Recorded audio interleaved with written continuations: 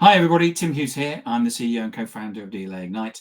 With me today, I'm really excited to have Mark Cox, Hey, Tim, it's great to be here. who's joining me from Canada. And we're going to be talking about your new book, Mark. I don't have a hard copy to hold up, but they are Learning to Love Selling. Mark's just he's got social selling as well. That's good. Look at that. Two of my favorite books. There you go. So Mark's got a new book out. I've read the soft copies, which is why I can't hold one up. Before we get into talk about that, Mark, where can people find you? Inthefunnel.com is our website, Tim, and connect with me on LinkedIn. Mark Cox on LinkedIn, and of course, Mark Cox at In the Funnel on LinkedIn. Love to connect with everybody. And Tim, by the way, thanks so much for having me on the show. As you know, I'm a huge fan of your book, Social Selling. I was really excited to join here today. Thanks for having me. Thank you. You're very kind, Mark. So tell us, why did you decide to write a book? Well, a couple of reasons. First of all, I love to learn. And my belief is what we do as a profession, it's not a trade. And I've had this opportunity to enjoy the profession of B2B sales for a little over 20 years by learning from some of the great authors and leaders, thought leaders in the space before me. So I'm a big fan of the opportunity of getting incrementally better. And I'm also addicted to learning. So when I looked at the landscape, Tim, there's so many books I love that provide lots of help along the path, whether it's strategic help, whether it's tactical help in certain point areas of B2B sales. But what I thought was missing was a book that said, okay, if you're a CEO, an entrepreneur, a sales leader, or even a salesperson, how do you build your sales playbook for your territory for the next quarter or year?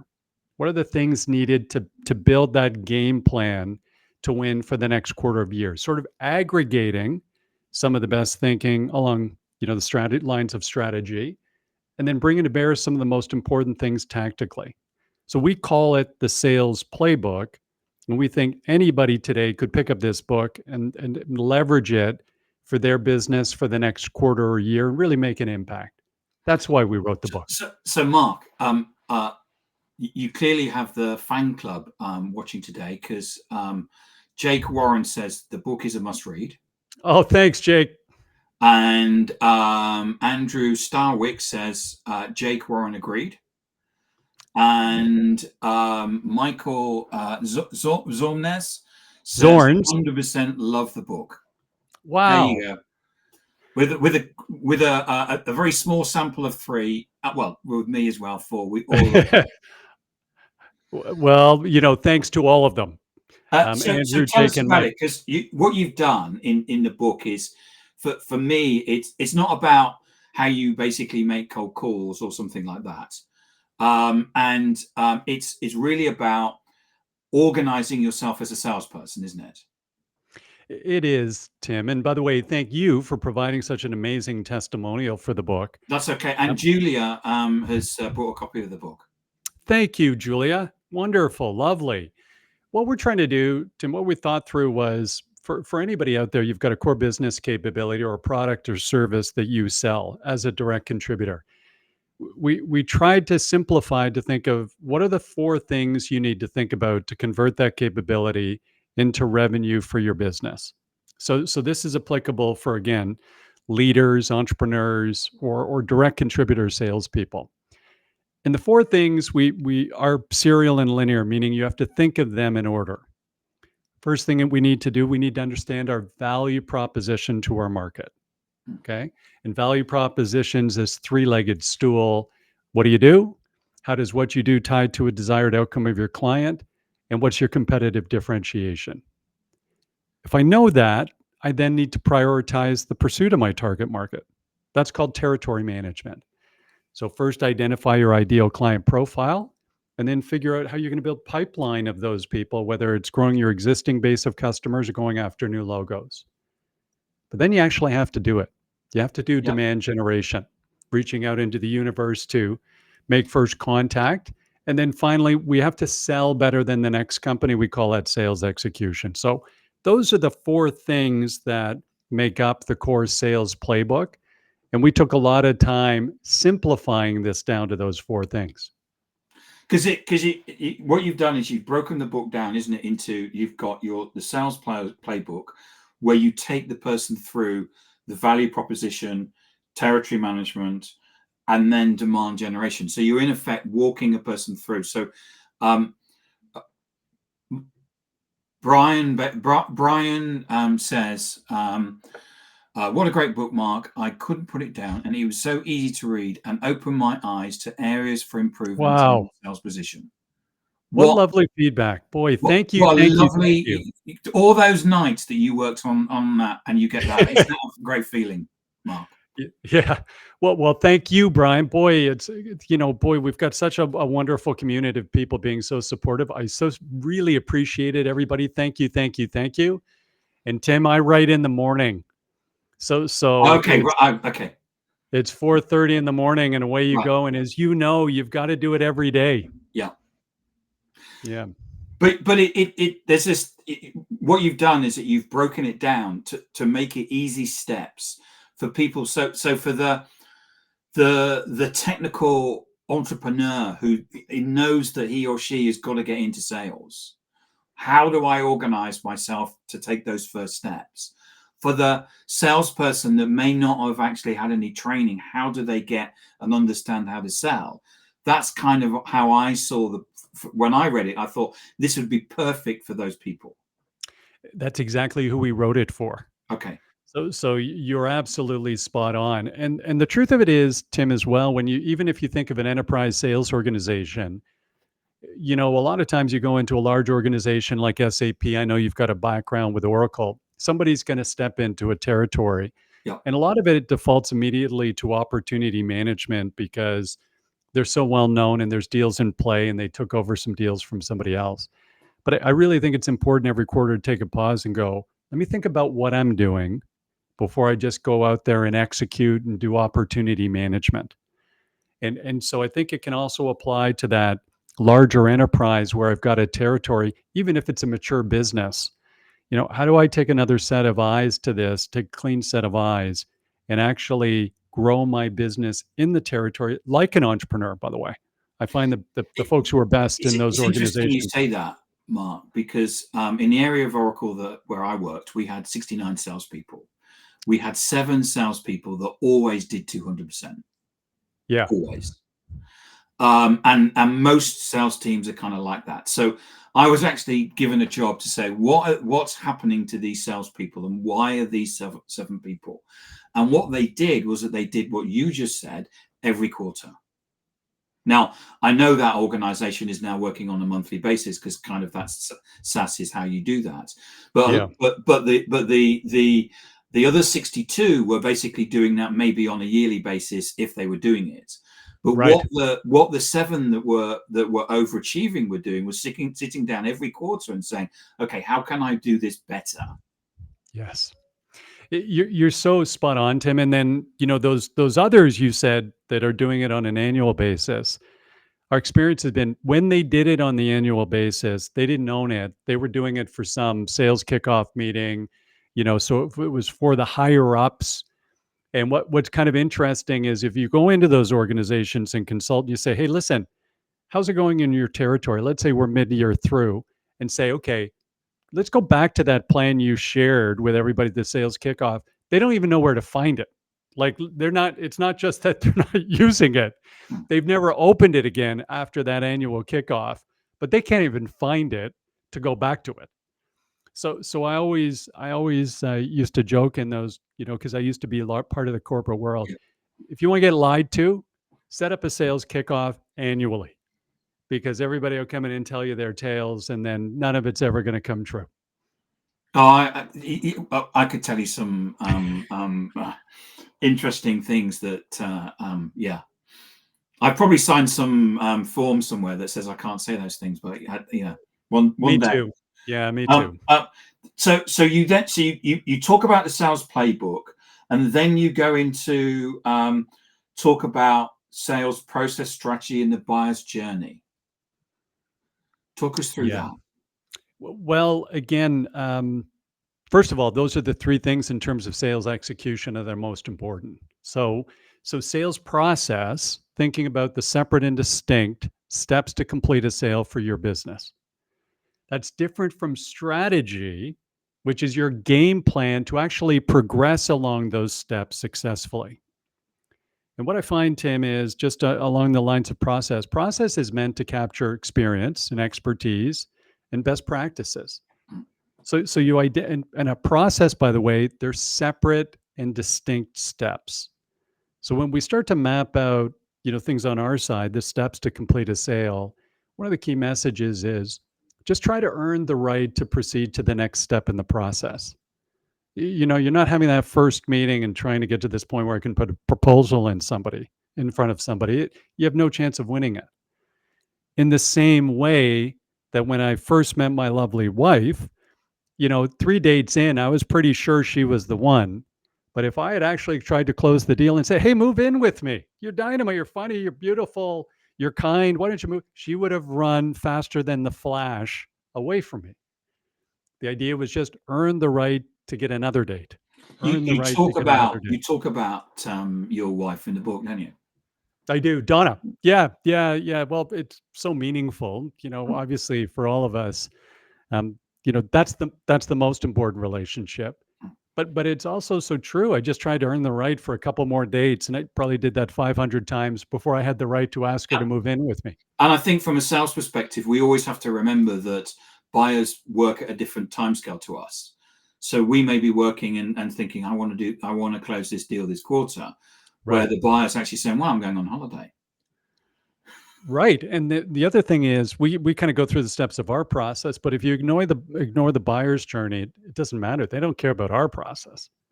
They've got their own world to to worry about. And that's why the third stage of our process, discovery, and our process is just a generic process. When you're trying to figure out how to make a compelling business case, to move forward with your solution, all that matters is that it's in their language, or it's put together the way they assess business cases, or it hits the KPIs and metrics they need to see. Too often time, we kid ourselves saying, "Hey, you'll get a 10x return. You get a 100x return on investment." They don't believe it. No. Nor will their executives believe it when they take the business case up to them. So we've got to be working with them so that they own the business case to move forward with our solution, and it's in their language, and it meets their KPIs. So Eduardo basically said which book, and I think he was joking. Anyway, Andrew very kindly shared the link to your book on Oh, Amazon. thank you, Andrew. So if anybody does want to buy Mark's book, please, you can go to Amazon there. Just to pick up on what you said, there's a supermarket in the UK called Marks and Spencer's. Mm-hmm. At one point, most people, both men and women, got their underwear from Marks and Spencer's. They were famous for selling underwear. Okay. And their business cases always, because I know that I've sold to them, was based on the number of additional men's underpants they would sell. Oh, okay. So unless a project could result in revenue in the front door of those, that's exactly how we looked at it. Even if it was a back office accounting system, which is what I sold, you had to prove that you could sell more underpants. And the business case was they went to the board and said, we think we can sell 10,000. And that was the unit of measure. Isn't that interesting? I can't help but smile, Tim. As I mentioned before, my parents were British. So I heard a lot about, I think, is it a nickname for the store? Marks and Sparks. Marks and I Sparks. heard a lot of Marks and Sparks, even though we were raised even in though it's Marks and Spencer's, it's known as Marks and Sparks. Yeah, that's right. That was floated around my house in Toronto in the early 80s quite frequently.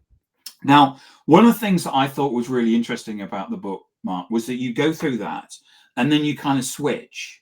Mm-hmm. And you talk about then building a sales team. Yes. Now, I've never read it. Now, maybe there's a sales book out there about it, but I've never read a sales book that talks about this. So why did you go into this? Well, because the average salesperson's lasting about 18 months in their role. So either there's a really big problem with sales management, which there is, or we're actually recruiting the wrong people, or we're not setting expectations for the people properly, or we're not giving them a reasonable onboarding plan. I think this is a particularly sinister stat, Tim, because a lot of new professionals go into a professional sales role, right? There are few barriers to entry. Yeah. So people graduate college or university, they've got energy, they've got enthusiasm, they take their first professional job and they either leave or get exited in 18 months on average. I think that's devastating Mm. to a new business professional. So frankly, there could be a full book on this, but I at least wanted to touch on some tips for sales leaders. And by the way, also salespeople, because anybody who's smart enough to be reading a sales book to try and get better, eventually they're going to be in management. So I wanted to provide some coaching to help them think about recruiting when the time comes. So you actually walk through a chapter on the art of interviewing salespeople, don't you? Yes. With documentation about what you should use, and I've never seen that before. Oh, thanks, Tim. Yeah, by the way, with support and credit to Jeff Smart, who wrote Who. So there is a great book on recruiting, particularly senior executives, called Who, and it's by Jeff Smart. He's a second generation expert. His dad Right. invented the top grading interview. Okay. And so I really love the framework of Who, and I do give appropriate credit in the book. And then I just manipulated it for professional sales. Okay. But it's a really nice template in terms of, if you're first time manager, or even you're a manager. Thanks. And you want to put some structure, because as you said, quite often with sales, there isn't structure and then mistakes are made. Well, this is it.